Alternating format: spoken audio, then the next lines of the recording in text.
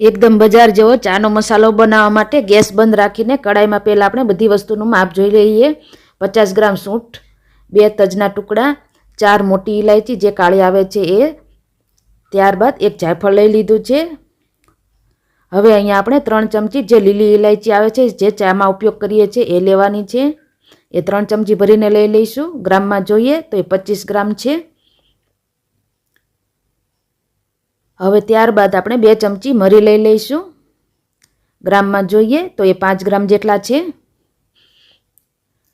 અને 1 ચમચી લવિંગ લઈ લઈશું. હવે આ બધી વસ્તુને 2 મિનિટ માટે ધીમા ગેસ ઉપર શેકી લેવાનું છે અને ત્યારબાદ એક ડીશમાં ઠંડુ કરી લેવાનું છે. જે એમાં આપણે સૂંઠ, જાયફળ અને તજના ટુકડા લીધા છે એને ખાંડણીમાં આ રીતે નાના ટુકડા કરી લઈશું અને મિક્સર જારમાં આપણે આનો ફાઇન પાવડર તૈયાર કરી લેવાનો છે. તો એકદમ ટેસ્ટી આપણો ચાનો મસાલો બનીને તૈયાર થઈ ગયો છે. આવા જ નવા વિડીયો જોવા માટે ચેનલને સબસ્ક્રાઇબ